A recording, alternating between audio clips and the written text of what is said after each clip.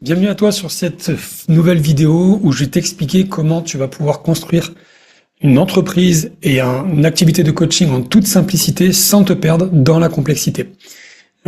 Si tu es ici, c'est certainement que tu as eu ton diplôme de coach, que tu as une certification, que tu as envie de vivre de ce métier, mais tu t'aperçois que c'est pas si simple de passer du coaching à l'entrepreneuriat. Tu t'aperçois que ce que tu pensais être vrai, en fait, ne l'est pas. Et puis, tu t'aperçois surtout que tu sais pas par où commencer. Puis, tu fais face à plein de peurs. D'autant qu'on voit beaucoup de choses passer sur les réseaux sociaux. Et on a l'impression qu'il faut devenir un expert en marketing ou un expert en intelligence artificielle ou en système compliqué. Moi, je suis Cédric. Ça fait 5 ans que j'entreprends dans le coaching. Je fais des choses en toute simplicité. J'entreprends avec plusieurs activités, dont une où j'aide les coachs à se lancer, à clarifier leur projet, leur offre, le positionnement, et puis surtout débloquer leur peur. Et j'insiste sur la simplicité, parce que pour moi, les deux choses les plus importantes pour réussir dans le coaching, et il faut que ce soit pour toi également, c'est la simplicité et le passage à l'action. C'est le plus important. Oublie tous les systèmes compliqués, oublie toutes les techniques de marketing, oublie tout ce que tu peux entendre un peu partout. Fais simple. Et pour rester simple, il faut rester focus et ne pas s'éparpiller. Pour rester simple, pour rester focus et ne pas s'éparpiller, il faut avant tout savoir pourquoi est-ce qu'on fait les choses, où est-ce qu'on veut aller, et surtout passer à l'action. C'est très important. Donc on va voir ensemble, reste bien jusqu'à la fin parce que je vais tout expliquer pour que tu puisses créer, lancer ton activité de coaching en toute simplicité avec des choses simples. Ça va te prendre peut-être 1 mois, 2 mois, 3 mois, 6 mois, peut-être 1 an, peu importe. Mais je vais exactement te dire par quoi tu vas devoir passer pour y arriver. Et tu le vois, tu peux le voir déjà ici, le système compliqué, l'automatisation notamment, ce n'est qu'à la fin. C'est la dernière bulle, je vais t'expliquer pourquoi. Mais avant ça, il y a plein de choses à faire. Beaucoup de choses à faire. Première chose, ce que tu dois commencer à faire, ce que tu dois commencer à te dire, c'est quelle est l'identité que je veux nourrir. Quand tu deviens entrepreneur, tu n'es plus salarié. Tu n'es plus étudiant non plus. Étudiant en train d'apprendre une formation et des compétences de coach. Tu deviens une nouvelle version de toi-même. Tu deviens un entrepreneur, peut-être un solopreneur, une personne à impact, une personne qui veut changer le monde, une personne qui veut accompagner des personnes, peu importe. Mais c'est hyper important de te poser la question, quelle est l'identité que je veux nourrir et quelle est celle que je veux abandonner? C'est la clé pour avoir un bon état d'esprit, un bon mindset comme on dit, et pour passer les étapes d'après. Moi, j'accompagne beaucoup de coachs et à chaque fois, c'est souvent un problème de mindset avant tout. Pourquoi? Parce qu'ils n'ont pas abandonné leur état d'esprit ou le mindset qu'ils avaient avant. Donc, première chose à faire, c'est te dire quelle est l'identité que tu veux nourrir. À quoi va ressembler la personne que tu veux devenir? Quel va être son écosystème? Quel va être son environnement? Ça va te permettre de décliner ta vision. Qu'est-ce que tu vises? Qu'est-ce que tu veux atteindre? Puis ensuite, tu vas décliner tes objectifs pour atteindre cette vision. Imaginons que tu veux devenir un coach qui a un impact sur les femmes hypersensibles et qui veulent, par exemple, pouvoir mieux vivre de leur hypersensibilité ou leur vulnérabilité. Eh bien, c'est ta vision.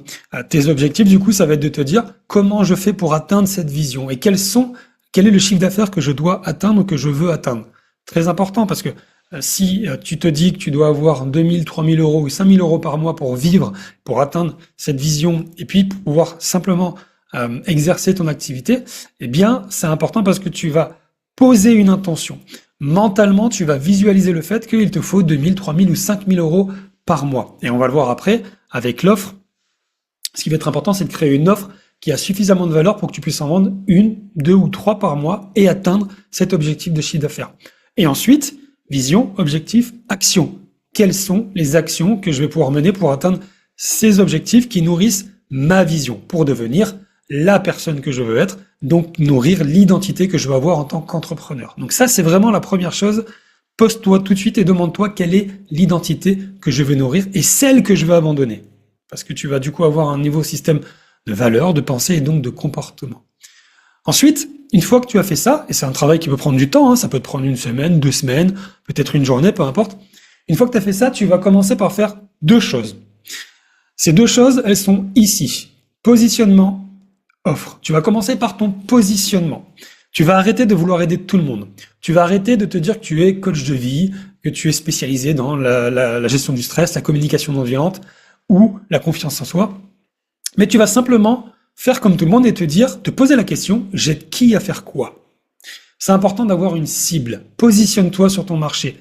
Quelle est ma cible? Qui est-ce que je veux aider? Les femmes, les hommes, les salariés, les entrepreneurs, les dirigeants, les managers, les hypersensibles, les HPI, les neuroatypiques, les étudiants, ce que tu veux. Tu aides qui? Il faut que tu saches qui tu aides et que tu le connaisses par cœur, comme si c'était toi en fait. Et d'ailleurs pour ça, pour savoir qui tu peux aider, moi une des questions que j'aime beaucoup poser dans le Boost Camp à mes coachs, c'est quoi ta souffrance préférée? Quelle est la souffrance ou la difficulté que tu as traversée dans ta vie? Et c'était tellement difficile, tu es tellement fier de l'avoir traversé qu'aujourd'hui tu peux aider les autres personnes à faire de même. Et donc peut-être que tu auras ton qui. D'accord? Donc peut-être qu'en partant de toi, tu vas trouver les personnes que tu vas pouvoir aider. Donc tu aides qui? À faire quoi? C'est qu'est-ce que tu leur promets? Quelle est la transformation que tu vas leur apporter? Qu'est-ce qui va changer concrètement dans leur vie, en eux et autour d'eux? Moi, par exemple, j'aide les coachs à débloquer leur peur, à se lancer et à vivre du coaching. Je sais qui j'aide à faire quoi. Dans le Boost Camp, il y a des coachs qui vont aider des femmes hypersensibles à enfin gérer leurs émotions, mieux vivre avec et pouvoir se créer des opportunités professionnelles dont elles ont toujours rêvé. On sait le qui, on sait le quoi. Je sais que c'est la partie la plus compliquée parce qu'on a l'impression qu'en ciblant, qu'en voulant, on a l'impression de rentrer dans une case et de perdre le reste. C'est pas le cas. Plus tu cibleras, plus tu seras à l'aise pour communiquer et pour aller vendre ce que tu as à offrir. C'est très important. J'aide qui à faire quoi? Une cible, quelle est sa douleur et quelles sont les transformations que je lui promets. Ensuite, tu en viens à l'offre. Deuxième étape. Une fois que tu as ton positionnement, c'est-à-dire qu'est-ce qui te différencie sur ton marché et tu aides qui à faire quoi? Là-dessus, d'ailleurs, il faudra bien insister sur ton personal branding. J'y reviendrai après sur la visibilité que l'on voit ici. Une fois que tu as fait ça, tu vas attaquer ton offre. C'est-à-dire que finalement, qu'est-ce que tu vends à ces personnes? Et là, je vois trop de coachs encore vendre des choses à la carte. Une séance par-ci, une séance par-là. Ou faire des offres à tiroir. C'est-à-dire 3, 4, 5 offres différentes. Ou alors s'éparpiller entre une offre de coaching, puis de temps en temps, je suis sollicité pour donner un cours dans telle université, ou alors par tel prestataire de service qui est un cabinet de formation qui va m'engager parce que je vais pouvoir vendre une formation. C'est trop de choses. Tu es un entrepreneur, tu as une entreprise, tu dois rester focus sur ta vision et tes objectifs et tes actions. Et pour ça, une cible, une offre. Je répète, une cible, une offre. Tu ne dois avoir qu'une seule offre à valeur unique. C'est-à-dire que il doit tout y avoir dans ton offre. Dans ton offre, elle doit être suffisamment unique pour que les personnes puissent se dire « c'est avec toi que je veux travailler ». Pourquoi c'est important d'avoir une offre? Parce que tu vas mettre de la distance émotionnelle. Ce n'est plus toi que tu vas vendre, d'accord? J'insiste, c'est plus toi que tu vas vendre, c'est un produit ou un service dans lequel tu as entièrement confiance, parce que tu as eu des résultats, parce que tu sais que ça fonctionne, parce qu'il y a plein de choses à l'intérieur et parce que tu te promets une transformation à ton client. Donc, une seule offre avec beaucoup de valeur ajoutée et avec une certaine durée. Une offre, c'est quoi? C'est un nom, d'accord? Tu peux lui donner un nom, le Boost Camp par exemple, un titre, donc tu vas lui donner un titre qui va se référer à ce que tu fais dans cette offre, à ta promesse. Donc, ça peut être tout simplement, j'aide les solopreneurs à mieux s'organiser pour doubler leur chiffre d'affaires. C'est un exemple, peu importe. Un titre, donc un programme, d'accord? Qu'est-ce qu'il y a dans cette offre? Qu'est-ce que tu mets? Combien de temps ça dure? Une durée, par quoi la personne va passer avec toi, quelles sont les étapes, et puis qu'est-ce qu'il va avoir comme résultat concret grâce à ton offre, et un prix. Et tout ça, ça a de la valeur. Un prix, c'est 1000 euros, 2000 euros, 3000 euros, peu importe, à la limite. Commence avec le prix avec lequel tu es à l'aise et augmente au fur et à mesure que tu vends. Donc ça, c'est une offre. Une durée, 4 mois par exemple, plus un gain. Donc 4 mois pour pour améliorer tes relations, moins la douleur, sans avoir à te travestir ou à cacher tes émotions. Très important. Durée, gain, moins la douleur. Qu'est-ce que ça change dans le quotidien de ta cible? D'accord? Donc, tu as une cible, tu crées une offre. Le mieux pour créer une offre, tu peux t'aider de ChatGPT si tu veux, mais tu peux déjà toi réfléchir en fonction de tes compétences, tes connaissances et qu'est-ce que tu veux apporter à ta cible avec une durée, d'accord? Une durée. Et tout ça, ça a un prix, ça a de la valeur. Donc, tu as un positionnement, tu as une offre. J'aide qui à faire quoi? Et j'ai une offre. Ça vaut tant, je ne vends que ça. Donc, je fais toutes mes actions en fonction de ça. Donc là, tu as déjà fait les 2 étapes les plus importantes quasiment. Honnêtement, tu as fait au moins 40 à 50% du travail. Ça, tu peux le faire en lisant des choses, en regardant les contenus, en allant sur LinkedIn ou les réseaux sociaux, en écoutant des podcasts, mais tu peux déjà le faire en travaillant sur toi. Ensuite vient une phase où tu vas devoir te confronter à la réalité un peu plus. Tu vas aller parler à ta cible. Maintenant que tu as identifié ta cible, c'est important d'aller lui parler. Et c'est important d'aller lui parler. Pourquoi? Parce que tu vas apprendre à la connaître et elle va apprendre à te connaître. Plus tu vas savoir quels sont ses besoins, quelles sont ses douleurs, quels sont ses rêves, quels sont ses délires et ses désirs, pardon, pas ses délires, et qu'est-ce qui l'empêche d'atteindre les résultats ou ses rêves ou ses désirs, plus tu sauras communiquer pour elle et vers elle, avec des mots, avec des phrases, ou dans un appel de vente, ou alors dans de la communication et de la création de contenu. Donc pour aller vendre ton offre, tu vas d'abord aller sonder ta cible. Donc tu vas créer un sondage. Fais simple, encore une fois, reste dans la simplicité. Tu peux poser 5-6 questions. Donc tu vas voir ta cible, quelle est ta situation, quelles sont tes difficultés, quels sont tes problèmes, quels sont tes rêves, qu'est-ce que tu aimerais avoir si tu n'avais plus ces problèmes et qu'est-ce qui t'empêche d'atteindre ça, quels sont tes obstacles. Tu as ce qu'il faut. Après, tu peux creuser un peu plus. Si tu devais te faire accompagner, quel serait le type d'accompagnement que tu aimerais? Qu'est-ce que tu aimerais voir dans cet accompagnement? Qu'est-ce que tu aimerais avoir comme coach? Quel type de personne? Enfin, tu peux creuser. Mais le sondage a plusieurs vocations. La première, c'est 1, toi, collecter des informations. 2, permettre de casser quelques barrières mentales. En faisant ça, tu vas voir que tu vas augmenter un certain niveau de conscience et avec ça, un niveau de compétence. Les deux vont ensemble. Pour avoir des compétences, il faut aussi augmenter son niveau de conscience. Pour augmenter son niveau de conscience, il faut se confronter à la réalité. Très important. Donc, le sondage, collecter des informations, casser des barrières mentales, ça va te permettre aussi, pourquoi pas, d'avoir tes premiers clients. Parce qu'il y a des personnes qui vont peut-être se dire, tiens, c'est assez intéressant ce que tu fais, tes questions m'ont bien aidé, en fait, j'ai envie d'aller plus loin. Et puis aussi, peut-être, tes premiers sponsors ou ambassadeurs. Les personnes qui ont répondu vont peut-être te recommander. Alors, comment tu fais pour aller sonder les personnes? Parce que tu vas te dire, ok, d'accord, mais je les trouve où, ces personnes? Une fois que tu as ta cible, tu as plusieurs possibilités. Soit tu vas prendre ton réseau et ton téléphone, ici, voilà, WhatsApp, et tu demandes à toutes les personnes qui sont dans ta cible ou qui ont un lien avec ta cible de bien vouloir t'accorder 15 minutes d'interview. 15 minutes d'interview. Ou alors, tu vas faire un post LinkedIn, Facebook ou Instagram où tu vas nous demander tu vas simplement écrire, voilà, je suis Frédéric, Marc, Julie, peu importe. Je suis coach là-dedans, j'aide les personnes à faire ça. Je suis en train de créer une offre, j'ai besoin de volontaires pour m'aider à construire mon offre. Ça prend que 15 minutes. C'est juste des questions très simples et vous allez m'aider, ça va être très précieux pour moi. Il y a des personnes qui vont répondre, tu vas pouvoir les contacter. Ou simplement aller directement écrire à ces personnes sur les réseaux sociaux. Quand tu fais ça, à la fin de ton sondage, tu demandes toujours au moins une chose. À qui est-ce que tu peux me recommander une fois que j'aurai créé mon offre? Très important. Ou alors tu peux même lui proposer, une fois que j'aurai créé mon offre, est-ce que tu es d'accord pour que je te propose 1 heure de coaching? Comme ça, tu peux le tester. L'idée de faire ça, c'est te confronter, tester, expérimenter et avoir ta première preuve sociale, tes premiers témoignages. Donc ça, c'est assez important de bien penser à ça quand tu vas faire ton sondage. Une fois que tu as fait ça, une fois que tu as collecté tes informations, une fois que tu as suffisamment eu de retours d'informations, tu peux créer ton offre avec, je l'ai dit, un nom, un titre, un programme et un prix. Tout ça, tu peux le mettre sur une page de vente. On en vient à l'étape d'après. Page de vente, ça peut être très simplement un PDF que tu fais sur Canva. Canva, tout le monde connaît, Canva. Tu fais un PDF, 1, 2, 3 pages, ça suffit. Ce PDF, tu vas le mettre tu vas créer un lien que tu vas mettre sur une plateforme comme Linktree, Linkttree, par exemple.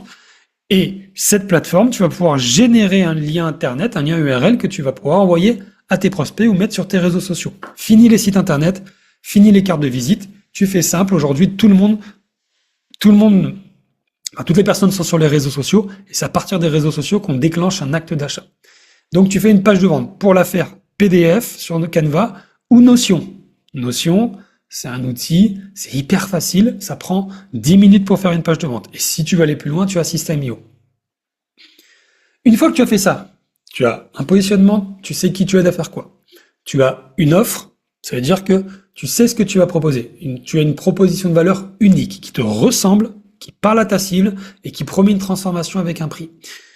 Tu as été sondé ta cible. D'ailleurs, ton offre, en général, ces 2 étapes, ici, là, elles se confondent. C'est-à-dire que, en même temps que tu crées ton offre, tu vas parler à ta cible pour faire des sondages, pour nourrir ton offre et pour la créer. D'accord? Ensuite, Potentiellement, c'est pas obligé, mais c'est mieux, tu vas créer une petite page de vente, c'est-à-dire que tu vas matérialiser ton offre. Il faut que ton offre, elle apparaisse quelque part. Ne serait-ce que pour que tu puisses l'envoyer à des personnes si elles le veulent, si elles veulent lire ton offre, ou alors si tu veux la mettre sur tes réseaux sociaux, sur ton profil, pour que les gens qui tombent sur ton profil puissent cliquer dessus. Parce qu'aujourd'hui, les réseaux sociaux et ton profil, ce sont ton canal d'acquisition numéro 1. Tu oublies le site internet et référencement Google, tout ça, ça coûte de l'argent et c'est pas utile. Ce sont les réseaux sociaux qui vont t'aider. Et donc, on en vient à la phase d'après qui est la phase visibilité.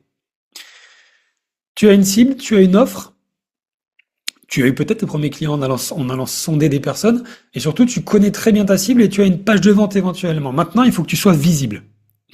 Et d'ailleurs, cette phase-là de visibilité, j'entends bien, c'est la phase où tu vas devoir t'exposer. Tu vas devoir montrer qui tu es, ce que tu sais et ce que tu fais auprès de ta cible. Montrer qui tu es, ce que tu sais, connaissances, compétences, et ce que tu fais. Ton programme, ton offre, tes résultats auprès de ta cible. Donc tu vas choisir un canal d'acquisition, c'est-à-dire un réseau social, LinkedIn, Instagram ou Facebook. Personnellement, je te conseille LinkedIn, mais après, c'est chacun ses préférences. Instagram, ça va être beaucoup la vidéo si tu es à l'aise avec la vidéo. Facebook, c'est plutôt si ça fait longtemps que tu es là-dessus et que tu as un gros réseau, pourquoi pas. Et LinkedIn, c'est plus à l'écrit. Tu as beaucoup de personnes qui sont sur LinkedIn, c'est le réseau qui monte, évidemment. Moi, c'est là-dessus que je fais 90% de mes résultats, c'est sur LinkedIn. Donc, choisis le réseau social que tu veux et va t'exposer. Créer du contenu, c'est très important. D'ailleurs, la partie création de contenu, elle peut arriver dès le départ, même ici, d'accord? Même si tu sais pas encore quelle est ta vision, tu peux commencer déjà à écrire des choses sur les réseaux sociaux. La création de contenu, c'est au fil rouge. C'est ce qui sera, ce qui va arriver, ce qui sera avant toi et qui va perdurer après toi. Ce sont tes commerciaux, quelque part. À chaque fois que tu crées du contenu, c'est comme si tu envoyais des commerciaux. Donc, la création de contenu, c'est l'indispensable, l'impondérable, et il faut absolument le faire. Il faut que tu t'exposes, qui tu es, ce que tu sais, ce que tu fais. Tu choisis un réseau, regarde ce qui se fait chez les concurrents, regarde comment ils font, aide-toi, inspire-toi. Vas-y, si tu ne connais pas les réseaux sociaux, tu prends un réseau social et tu y vas 10 minutes par jour pendant 10 jours pour que ton cerveau puisse assimiler les codes et t'approprier le fonctionnement et le mécanisme de ce réseau social. Et ensuite, tu fais ton premier post. Tu améliores ton profil, tu vas commenter des concurrents, d'accord? Il y a plein de choses à faire, je ferai d'autres vidéos, à chaque fois je ferai des vidéos pour expliquer encore plus en détail chaque bulle, mais tu dois comprendre que maintenant il faut t'exposer. N'attends pas que les gens viennent à toi, ça ne marche pas, ça n'existe pas, tu dois aller au contact de ta cible, tu dois te faire connaître, tu dois construire un monopole, tu dois construire un personal branding, c'est-à-dire une marque personnelle, avoir de l'autorité, de la crédibilité, de la légitimité, auprès de tes futurs clients et tes prospects actuels. Donc, n'attends pas, va t'exposer, va créer du contenu, choisis une plateforme, ce que tu es, ce que tu sais et ce que tu fais. Passe à l'action en toute simplicité. Il vaut mieux que tu passes à l'action, que tu testes et que tu améliores plutôt que de réfléchir et passer des plombes à essayer de nourrir ton perfectionnisme ou ton syndrome de l'imposteur. Passe à l'action, fais simple et réajuste en fonction de ce qui t'arrive comme information. Une fois que tu as fait ça, on va dire qu'il s'est écoulé peut-être un mois ou deux, peut-être à peu près, ça dépend. Si tu vas dans un accompagnement, ça va peut-être prendre 15 jours. Si tu le fais seul, ça peut prendre 2 mois, 3 mois, ça dépend. Ça va dépendre de la capacité et l'intensité que tu es prêt à mettre dans ce travail-là. Mais ici, tu as fait beaucoup. Tu as une cible, tu as une offre, tu as un canal d'acquisition et tu t'exposes. C'est déjà énorme. C'est déjà énorme. Tu peux déjà te féliciter si tu as fait ça, si tu fais ça ou si tu vas le faire. Ensuite, tu vas commencer aussi un petit peu à t'organiser. Prends des notes régulièrement tous les jours. Dès que tu as une idée, tu prends ton téléphone, tu crées une note et tu écris tes idées. Ça va nourrir ta création de contenu. Les idées ne viennent pas quand tu crées du contenu. Les idées viennent quand tu ne crées pas du contenu. C'est contre-intuitif, mais on a tous fait cette expérience. Sous la douche, en marchant ou en faisant du sport, c'est à ce moment-là qu'on a des idées. Donc je te demande pas de prendre ta douche avec mon téléphone. Je te demande juste à partir du moment où tu as une idée, et c'est pas forcément pour créer du contenu, ce que je veux dire, c'est que ne te mets pas devant ton ordi ou devant ton téléphone en te disant allez go, je vais créer du contenu. Si t'as jamais fait ça, tu vas voir, ça va pas venir tout seul. Je te conseille plutôt de de lire des choses, de regarder des vidéos, de réfléchir, de te balader, de marcher avec ton téléphone et de noter les idées qui te viennent. Et après, tu vas les développer. Tu vas les développer sur le réseau social. Petite technique, moi ce que j'aime bien faire, c'est que j'écoute de la musique. Une musique que j'aime bien, peu importe. Ça me met dans un état de flow et à ce moment-là, je peux rédiger mon post. Moi, ça m'aide beaucoup.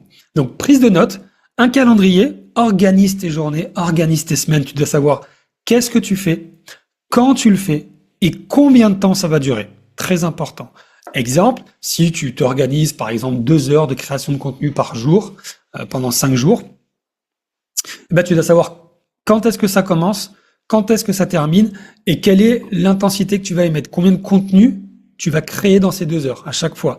Très important, c'est important de savoir avec précision ce que tu dois faire, quand tu dois le faire, avec quelle intensité. Très important. Et ne serait-ce que pour mesurer à la fin de la semaine si tu as atteint ou pas tes objectifs, soit pour les revoir à la baisse, soit pour améliorer ton efficacité ou adapter un peu plus ton objectif. Alors, je te vois venir. Si tu me dis, ouais, alors 2 heures par jour à créer du contenu sur les réseaux sociaux, non merci. Ok, si tu veux. N'oublie pas une chose. N'oublie pas une chose. Si c'est ton cas, mais c'est la majeure partie enfin, dans la plupart des cas, vous êtes dans cette situation, ça te dérangeait pas de faire 8 heures par jour à faire des tableaux Excel pour des inconnus dans des open space et à te faire, oui, à te faire limite harceler. Ça te dérangeait plus. Donc, 2 heures par jour à créer du contenu pour ta boîte et pour impacter les personnes que tu vas accompagner, ça doit pas te déranger. D'accord? Il vaut mieux ça que repartir dans ces entreprises où tu te sentais mal. Ok? Encore une fois, c'est si c'est le cas. Si c'est pas ton cas, bah, aucun souci. Mais 2 heures par jour pour créer du contenu, c'est rien. Donc, calendrier et ensuite CRM. C'est un fichier de suivi client. C'est-à-dire, toutes les personnes qui te contactent ou que tu vas contacter, il faut que tu suives ces personnes. Quand est-ce que je les ai contactées? Qui sont-elles? Pourquoi je les ai contactées? Leur niveau d'intérêt pour mon accompagnement et quand est-ce que je les relance si je dois les relancer. C'est ce qu'on appelle un CRM, fichier de suivi client. Ok? Ça, c'est la partie organisation. Enfin, et c'est bientôt fini, on reste jusqu'à la fin, la partie peut-être la plus importante et la plus sous-estimée qui est la partie prospection que tu peux appeler entrée en lien. Va parler à ta cible tous les jours. 5 conversations par jour. Va parler à tes prospects. Je te demande pas d'aller vendre. Je te demande d'aller leur parler. Je te dis pas de dire salut, moi c'est Cédric, je fais ça. Est-ce que ça t'intéresse qu'on fasse une visio pour que je te parle du Boostcamp? Ne fais pas ça. Tu seras pas aligné. C'est pas écologique et la personne va pas te répondre, va mal le prendre. Intéresse-toi à elle. Bonjour, enchanté, merci de faire partie de mon réseau. En général, la personne, elle a accepté ta demande de connexion pour que tu puisses aller lui parler. C'est le cas pour LinkedIn. J'aimerais bien savoir ce que tu fais dans la vie, comment ça se passe pour toi, qu'est-ce que tu vis actuellement, est-ce que tu as des difficultés, etc. Pose-lui des questions. Autre façon de faire qui est super, moi c'est ce que je fais, c'est que tu offres une ressource à quelqu'un. Bonjour, enchanté. En cadeau de bienvenue, je me permets de t'offrir cet épisode de podcast, cette vidéo, cet e-book, ce je ne sais quoi. J'espère que ça te plaira, je suis preneur de tout retour. C'est tout. Tu offres quelque chose à quelqu'un. Et si la personne revient vers toi et répond, ou te remercie, bah c'est qu'elle est ouverte à la conversation. Et du coup, tu peux enclencher une conversation. Entre en lien, intéresse-toi. Et seulement après, au bout d'un certain moment, tu peux lui proposer une visio si tu sens qu'elle est OK pour ça, si tu peux l'aider.